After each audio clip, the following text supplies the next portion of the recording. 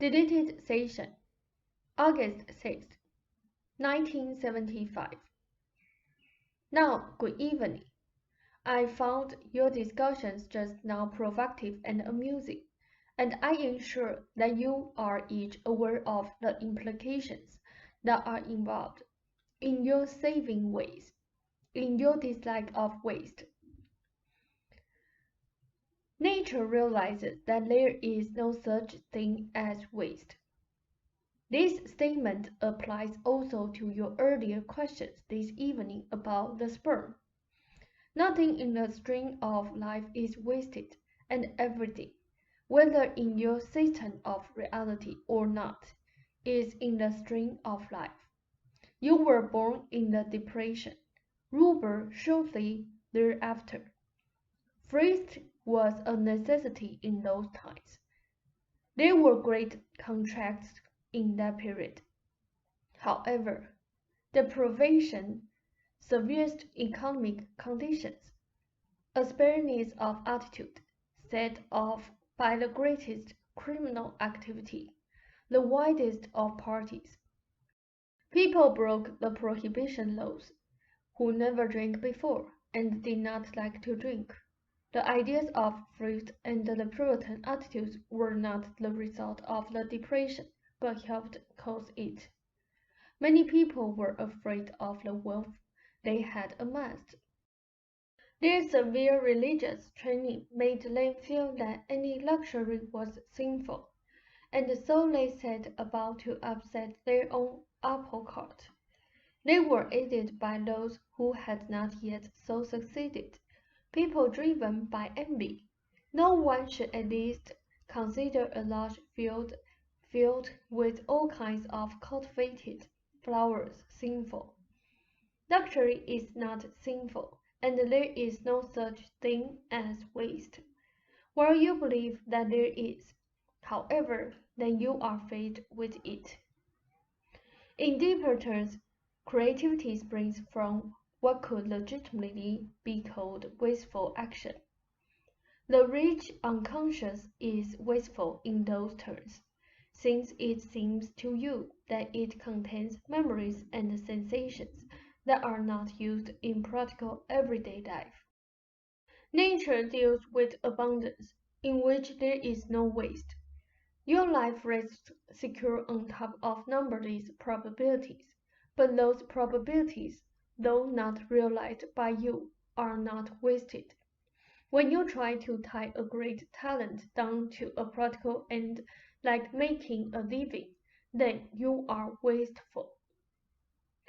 In your society talent, even genius tries to ally itself, at least for a while, with your economic needs.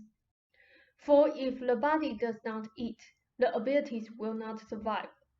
Left alone, the abilities will see to it that economic survival is achieved. It will see to abundance, and not in a self-serving manner, but as a leaf seeks sunlight. Am I going too fast? Ralph said, no. They said, then however, the abilities want to grow and thrive, and the economic factors must no longer be a prime incentive. If they are, there will be difficulty. The personality will try to develop its abilities further in a freer, more mature fashion. But the old habits will hold the personality back. Will this sell or won't it? The question was more or less imperative when Rubber was learning to use his abilities. Not only that, but the economic need itself was important, helping to focus those abilities to some degree to the needs and the desires of others as well as himself. Plants also need water besides sunlight. Let us say for our analogy that water provides the free-flowing motion of ideas, circulating through the psyche freely. It is as if Rupert said, aha, I must have the sun, or economic security, so my abilities can grow, and became so concerned about that he forgot the need for watering. When I say economy, however, I am not simply speaking of economics in financial terms, rather in the larger meaning of economy, in sparing down, cutting out non-essentials, fearing to waste not simply money, but energy or time. All of these ideas are based upon the fear that an individual possesses only so much energy that must be hoarded, directed, not easily, but with fantastic force. The closest dryer in the basement represents energy that you are afraid to use. You realize you have money to run the machine or to buy the washer. It seems somehow sinful, however, wasteful and wrong. Give us a moment. The machine, rebukes you by its presence, because it represents a dilemma. All of this is quite aside from the exterior energy crisis. The grasping, licentious attitudes connected with world energy are the results of the same attitudes. There is not an energy crisis. While you believe, however, that energy is limited, then you are gluttonous for using it at the expense of poorer nations, who will then, sharing the same belief, retaliate. Energy must be used. It creates more of itself. It cannot be hoarded. Ruber has been trying to be economical in terms of money, energy, and time. He differed from you only in that he carried your own ideas and his further in certain respects. In others, financially, for example, he broke away first and you followed. The idea of the spare, poor young artist or writer living romantically in a garret or poor apartment has served as a handy self-image for many in their early years, providing a sense of dignity that enabled such apprentices to make their way. You chose the circumstances. You purposely chose a time involved in which writers and artists had it hard, so you cannot turn around then and blame the society. You each wanted to be apart from it to some extent. You proved to yourself that your art could support you when you were young. You made good money. Then you immediately disentangled your abilities from economics in a particular fashion. You used your dexterity in artistic ways in your jobs, but the bulk of your artistic earnings were divorced completely from the world at large. Rupert did not know that his abilities could ever bring him money. When you worked in an art department, even though you knew you were doing commercial art, society referred to you as an artist. You had a certain prestige. When Rupert needed jobs, he worked in factory, or he was a sales clerk or a door-to-door salesperson, jobs he felt that gave him no prestige. He was afraid, however, of such jobs, prestigious ones, for fear the need for money would lead him to neglect his work. He became more economical. If he could not go out so often, if he could not go on vacations, if he could not leave his desk, he would save not only energy but time and money as well. You would not spend so much. He would not be tempted to buy so many clothes. You cannot separate your beliefs in one area from those in another, for they are so beautifully connected. Robert's talents are luxuries. They will automatically bring you luxury. Abilities must be ultimately tied in with your greatest inner aspirations, not tied down by your fears. For some time in the past, I grant you, you each considered sex uneconomical in terms of time and energy. Rather than avail yourselves of its great refreshment, you thought of the time taken from your work, each of you. Besides this, Rupert feared pregnancy, seeing a child not as any kind of fulfillment, but as an artistic and economic disaster. You tried to separate emotions from work, an impossibility. Compare for a moment, if you can, your love of technique in a painting with the way you write. You have been searching for a larger-than-life technique, looking for greater dimension in which beloved details rest, and only your own ideas of economy have hampered you.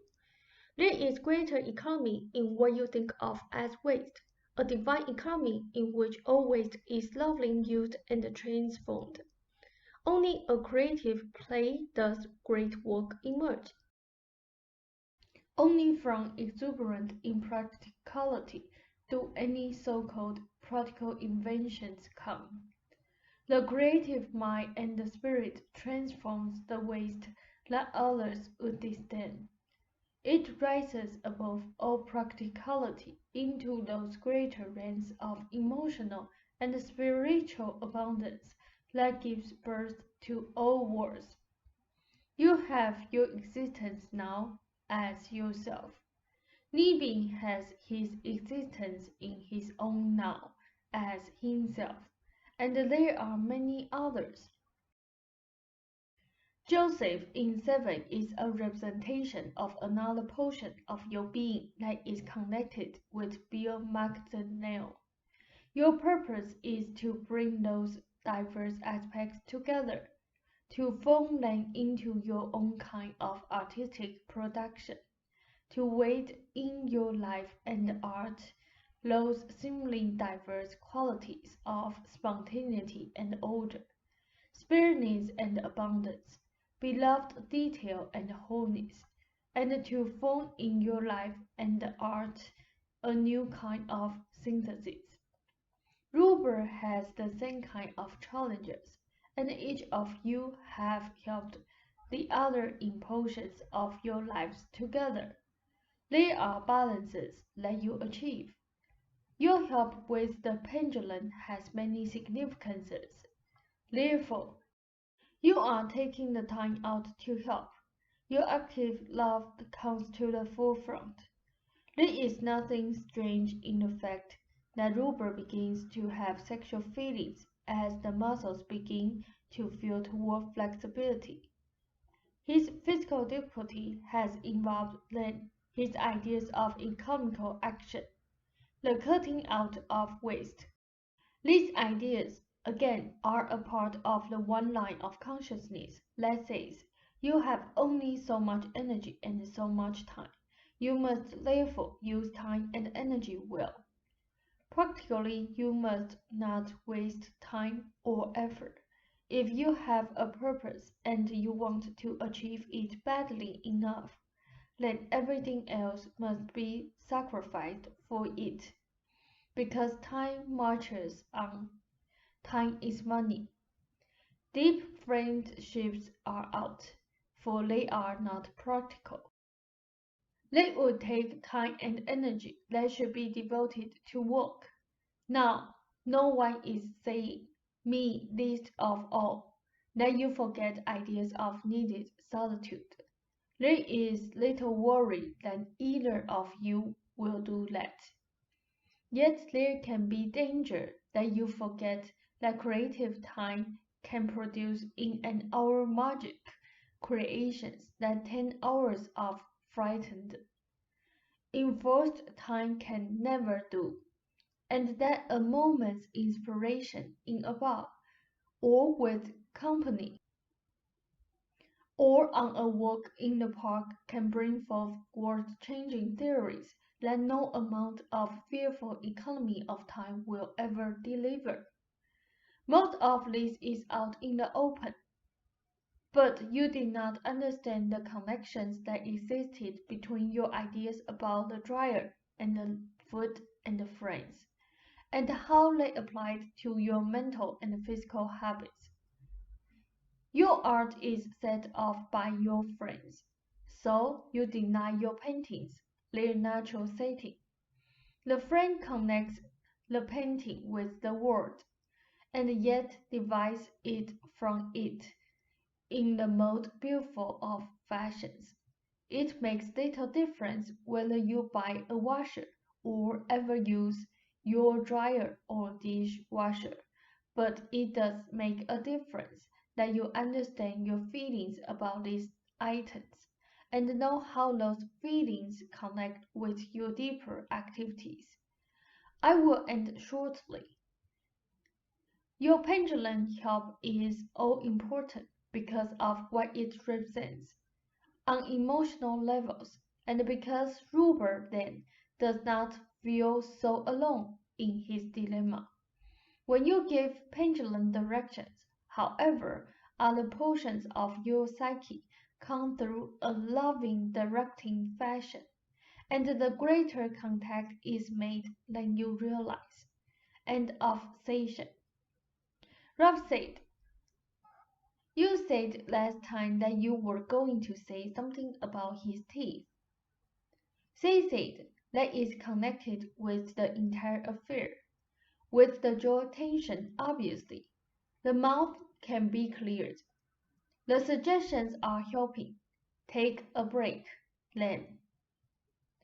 Now, Rupert's teeth further followed through and were a kind of safeguard. For if he lost his symptoms, still he would not look good enough to go on television. You unwittingly provided the key in a remark several years ago. You are both aware of the remark. Beyond that, the condition is the result of the other, so that the jaw is under such tension that the teeth are compressed and literally jolted out of their sockets. This has nothing to do with tartar. Tell Rupert that even in the old terms, it is not economical to take such an amount of time for simple movements to the bathroom. For example, he holds his urine as he holds his breath, hardly taking time to breathe. This is not creative action or productive action, as he is now, with your help, beginning to realize. He took these steps for his own reasons, but you have come together in a joint reality. So his situation is teaching you things that you wanted to learn, and you are learning through his example. You would not take on that physical coloration. In a way, however, you are working through the same problems artistically, and Rupert would never accept that coloration. So he has learned from you there. It is foolish to say, why does it take so much time to learn? For each learning process is highly unique and contains within it particular achievements that you yourself want. And these achievements not only rise above the difficulties, but in the greater view, the steps are seen as steps upward. The individualized problems understood as the same kind of challenges you might set for yourself to conquer in a painting, or as part of the entire creative process. When a masterpiece is created, everything else is forgotten. And so it is with life situations. It is silly in painting to say, why did I at first choose that color, which did not work, instead of the final completed hue you have in art underpainting. In life, you work with many underpaintings at once, and while it may seem at any given level that one underpainting lacks or is weak, later it will be seen as an important part of the whole. Each problem set is solved for yourself, and the solutions become a part of racial knowledge. You are each on the way to important kinds of progress in this life, and what you are learning about the quality of consciousness is important. Rupert will be far better physically. The accomplishment of working this through for yourself, however, is far more significant than you realize, for it necessitates motion through fields of consciousness that you and others did not expect existed. Now, this is the end of our uneconomical session. Ruber was correct in the material on long and short thoughts for our book. A hearty and reassuring good evening, and with probabilities as they are. Within a year, the large bulk of physical hustles with Ruber will be behind him.